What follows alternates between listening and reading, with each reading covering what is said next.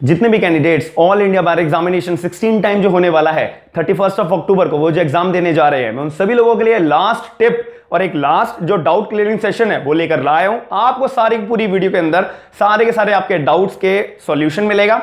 आपको टिप्स मैं बताऊंगा कि आपको एग्जामिनेशन के दौरान क्या क्या टिप्स को फॉलो करना है। आराम से बिल्कुल इजीली आपका एग्जाम 110% आपको क्लियर होगा, क्योंकि आप लोग वो जानते हो कि पासिंग मार्क्स आपको सिर्फ और सिर्फ 40% चाहिए, मतलब 40 नंबर चाहिए। 100 में से आपके अगर 40 आ गए आप क्लियर हो, क्योंकि आपको पता है कि रिजल्ट के अंदर आपका जो है कोई भी मार्क्स शो नहीं होते। जब आप फेल हो या पास हो सिर्फ यही बात शो होती है। मैं आज की पूरी वीडियो के अंदर कि हाईलाइटेड बेरेक्स अलाउड हैं या को फोटोकॉपी बेरेक्स अलाउड हैं, या फिर मैं एग्जामिनेशन जब कर रहा हूंगा तो क्या मैं अपने बेरेक्स के अंदर पेंसिल से कुछ टिक कर सकता हूं, मार्क कर सकता हूं, क्या एआईबी जो मेरा क्लियर करना बहुत ज्यादा इंपॉर्टेंट क्यों है, ऐसा आखिर रीजन क्या है इसके पीछे, और क्या नेगेटिव मार्किंग होती है नहीं होती है एआईबी के एग्जाम के अंदर 16 टाइम जो होने वाला है। सारे के सारे सेशंस पूरी की पूरी वीडियो के अंदर मैं आपको आपके डाउट्स क्लियर करूंगा और आपको क्या स्ट्रेटेजी अपनानी है बिल्कुल आखिरी मिनट के ऊपर कि आप अगर 31 अक्टूबर को जो एग्जाम देने जा रहे हो अपना एआईबी 16 का, तो उसमें आपको कोई भी दिक्कत ना फेस करनी पड़े। ओएमआर शीट के अंदर रिगार्डिंग मैं आपको एक इंपॉर्टेंट पॉइंट बताऊंगा, तो आप इस वीडियो को शुरू से लेकर अंत तक जरूर देखिएगा। तो मेरा नाम है आयुष, आप देख रहे हैं स्मार्ट एंड लीगल गाइडेंस।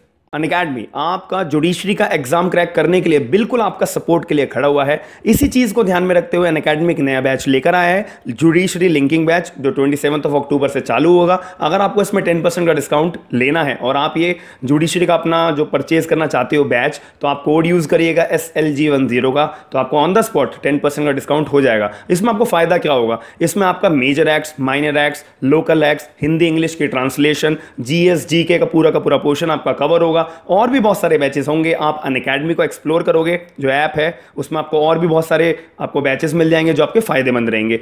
दूसरी और इंपॉर्टेंट बात, आपको फ्री टेस्ट सीरीज देने का मौका मिल रहा है। अनअकैडमी चाहता है कि आपका जो एग्जाम है राजस्थान का, हरियाणा का, तो आपका बहुत अच्छे से जाए, तो free of cost Unacademy test series conduct करवा रहा है 24 अक्टूबर से लेके 21 नवंबर तक। तीसरी और इंपॉर्टेंट बात, रैपिड रिवीजन टेस्ट सीरीज भी चलेगी राजस्थान जुडिशरी के लिए, हरियाणा जुडिशरी के लिए। अनअकैडमी के जुडिशरी यूट्यूब चैनल पर आप वो भी देख सकते हो, लिंक आपको डिस्क्रिप्शन बॉक्स के अंदर सभी के मिल जाएंगे। और अगर आप पर्टिकुलर 1 साल का बैच लेना चाहते हो अनअकैडमी पे, तो SLG10 का कोड यूज करोगे, जुडिशरी का लिंकिंग बैच आप ज्वाइन कर सकते हो। प्राइसेस आपको अभी स्क्रीन के ऊपर दिख रहे होंगे, 1 month, 3 months, 6 months, 12 months, 18 months, 24 months. आपको जो बैच आपके लिए सुटेबल लगता है वो बैच परचेज कर सकते हो, बस SLG10 का कोड यूज करके। T20 की टेस्ट सीरीज भी होती है, आप वो भी देख सकते हो और वो भी अटेंड कर सकते हो फ्री ऑफ कॉस्ट SLG10 का कोड यूज करने के बाद। सबसे पहली बात आती है कि ऑल इंडिया बार एग्जामिनेशन के लिए मैं लास्ट मिनट टिप लेकर आया हूं और एक डाउट क्लियरेंस सेशन लेकर आया हूं, सबसे पहली बात, हाईलाइटेड बेरेक्ट अलाउड है? हां जी बिल्कुल, हाईलाइटेड बेरेक्ट्स आप लेकर जा सकते हो, लेकिन आपने ऑलरेडी पेन से, पेंसिल से अपने नोट्स नहीं बनाकर रखने होने चाहिए। याद रखना, आपने कोई जो ऊपर लगाते नहीं है फुट नोट्स के तौर पे, ऐसे आप पेन से पूरा बेरेक्ट भरा हुआ है, ऐसा बेरेक्ट अलाउड नहीं है। आपने कुछ हाईलाइट करा हुआ तो चलो चल जाएगा। फोटोकॉपी लेके जा सकता हूं मैं बेरेक्ट्स की, सारे बेरेक्ट्स भाई बिल्कुल लेके जा सकते हो, क्योंकि मैंने ऑलरेडी बता रखा है कि फोटोकॉपी भी तो एक तरीके से बेरेक्ट ही होती है। आप प्रिंटेड कोई पब्लिशर की बेरेक्ट लेके जाओ या फिर फोटोकॉपी लेके जाओ, कोई इसमें बड़ी बात थोड़ी ना है, फोटोकॉपी भी अलाउड है। और हैंड रिटन नोट्स मेरे बेरेक्ट्स के अंदर लिखे हुए हैं, हाथों से मैंने नोट्स लिखे हुए हैं, कि वैसा बेरेक्ट अलाउड है? बिल्कुल अलाउड नहीं है। ऐसा क्लियरली मैं बोल रहा हूं कि आपको हैंड रिटन नोट्स वाला बेरेक्ट अलाउड नहीं होगा। क्या मैं एग्जामिनेशन के दौरान पेंसिल से टिक कर सकता हूं बेरेक्ट्स में? बिल्कुल कर सकते हो, कोई भी दिक्कत नहीं है, कोई भी रिस्ट्रिक्शन आपको नहीं लगाएगा। एआईबी एग्जाम क्लियर करना क्यों ज्यादा इंपॉर्टेंट है? ये ज्यादा इंपॉर्टेंट इसलिए है क्योंकि आप लोग सभी जानते हो कि आप जब LLB पूरी करते हो, फिर आपको स्टेट बार काउंसिल के अंदर अपना एनरोलमेंट कराना होता है। वो जो एनरोलमेंट आपका 2 साल तक के लिए केवल वैलिड होता है। 2 साल के बाद आपके पास प्रैक्टिस करने का अधिकार आपसे छीन लिया जाएगा। तो एग्जाम क्लियर करना पड़ेगा एआईबी का, किस लिए? तब आपकी जो प्रैक्टिस करने की आपकी अथॉरिटी है, आपका प्रैक्टिस करने का जो अधिकार है, आपका केस लड़ने का अधिकार है, भाई वो केस लड़ने का जो अधिकार है वो आपका कंटिन्यू में रहे, लाइफ टाइम तक कंटिन्यू में रहे, 2 साल के बाद खत्म ना हो जाए। इसीलिए आपको एआईबी को क्लियर करना बहुत ज्यादा जरूरी होता है।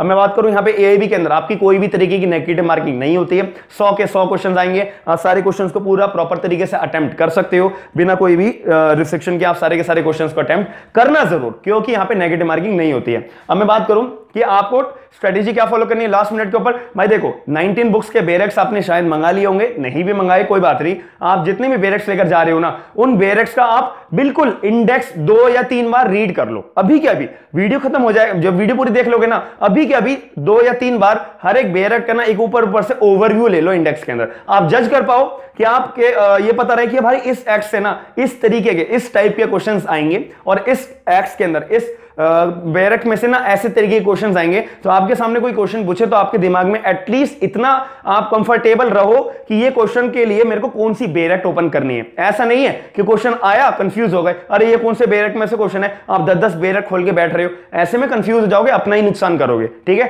तो एटलीस्ट मैंने बोल दिया है सारे बेरेक्स का आप एक बारी इंडेक्स ओवरव्यू से भाई पढ़ लो अच्छे से, इंडेक्स बहुत ज्यादा इंपॉर्टेंट होता है।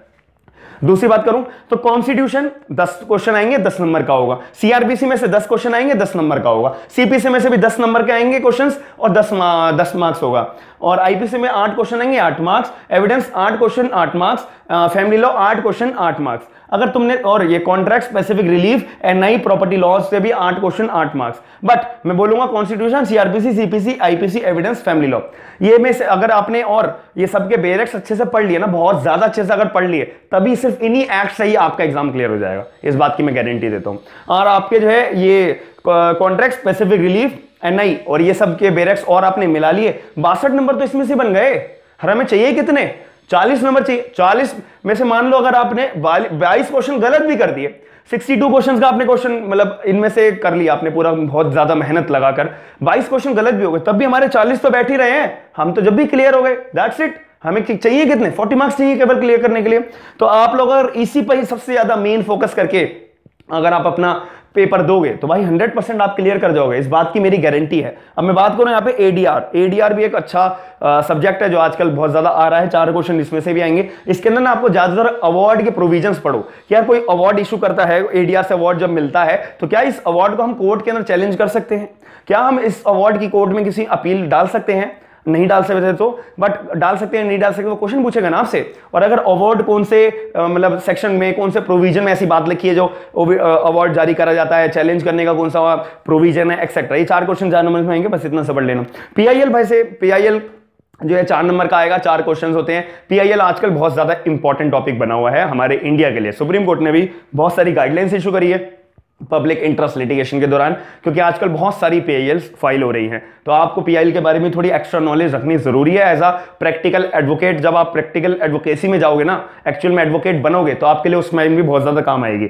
और मैं professional ethics by the BCA rules के बारे में आपको ये बार काउंसिल के वेबसाइट के ऊपर भी मिल जाएंगे सारे के सारे रूल्स, ये भी 4 क्वेश्चन 4 मार्क्स में आएंगे।